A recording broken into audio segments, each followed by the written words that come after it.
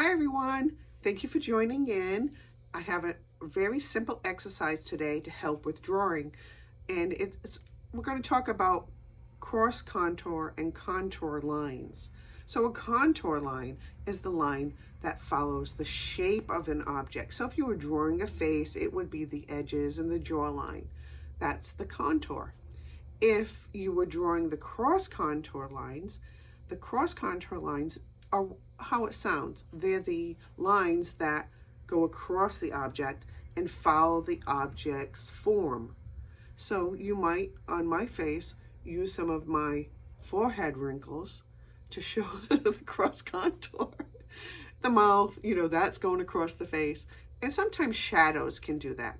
But like I said, we're not drawing the face today. We're just doing a very simple exercise to show contour and cross contour lines. Some words that we use a lot in the drawing process. So I'd like you to know what I mean when I'm saying, hey, look at that cross contour line on that object. Contour lines are the lines on the edges of the object. Cross contour lines follow the object's form across the object. Negative image refers to the space between the object and the shape it makes. So today we're going to start by tracing our hand. Maybe you can use a little bit of the arm too. Everybody's done this. We've all made turkey hands at Thanksgiving.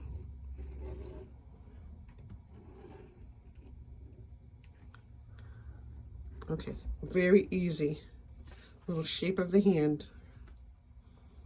So now we talked about negative images and see the shape in between the objects. That's the negative image. So sometimes when you're drawing, you have to look at that shape the negative image makes to make sure it's right. So we just drew the contour lines of the hand. And now we're going to use the ruler. Very simple, using a ruler. And we're going to make lines going across the background, or the negative part of it. Right? When you get to your object, which is the fingers, you're going to put an arch on it because that's the cross contour, because our fingers are round. Or rounded, I should say. So when you get to the object, make an arch and then straight again.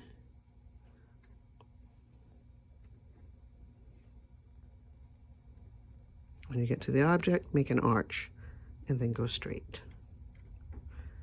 So the negative image will have straight lines going through.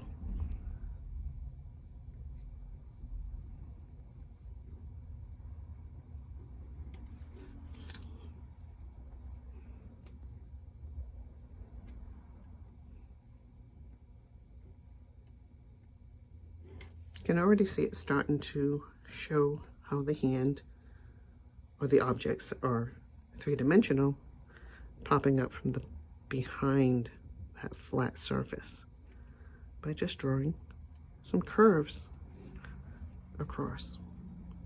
Doesn't have to be perfect. You can make it as perfect as you want. I'm just doing this quickly to show you the method.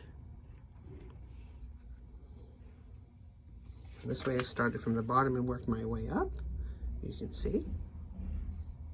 So you just keep drawing your lines across, right? When you get over here, let me just go like right here, do the same thing. Straight in your negative image, here's the negative part, it's just what the background is. The line stays straight.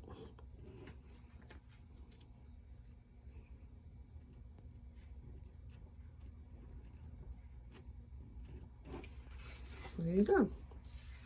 And here's the bottom part. We put those together and look what happens. We get this fun drawing of a hand popping out of those lines. And if you color it, it even looks better. So what happens if we made like a little triangle? Look at that little funky thing. It still shows that it's popping out, but it doesn't show that it's round anymore. Could even like draw a little line here, right? And sketch this, shadow the side. Look what happens. Draw a line, shadow the side, It really looks like it's popping now, right? Cross contours, very simple. Right, so a ring definitely is a cross contour.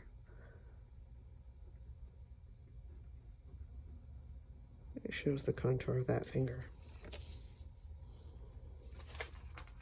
Now you can use that example to show contours. Maybe the fingernail, that contour shows it. Oh, maybe it's a long fingernail. Gross.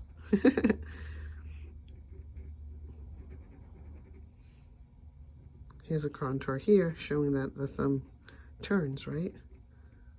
Yeah, these long fingernails for Halloween, pointy ones. So that shows it. And then the knuckles. The knuckles definitely lines. Mine are so dry. The knuckles definitely have a cross contour, so they'll help with showing. And then my ring. The ring definitely shows a cross contour. We just did straight line across, of course. It would look flat, right? It would just look flat. Because there's no cross contour, it's just straight. The difference there, right? Straight lines and curved lines. Well, thank you for joining me with this lesson, and I hope you enjoyed it. And hey, collect your scrap paper and do a bunch of these. Do them all different ways. The more you draw, the better you become at drawing. See you next time.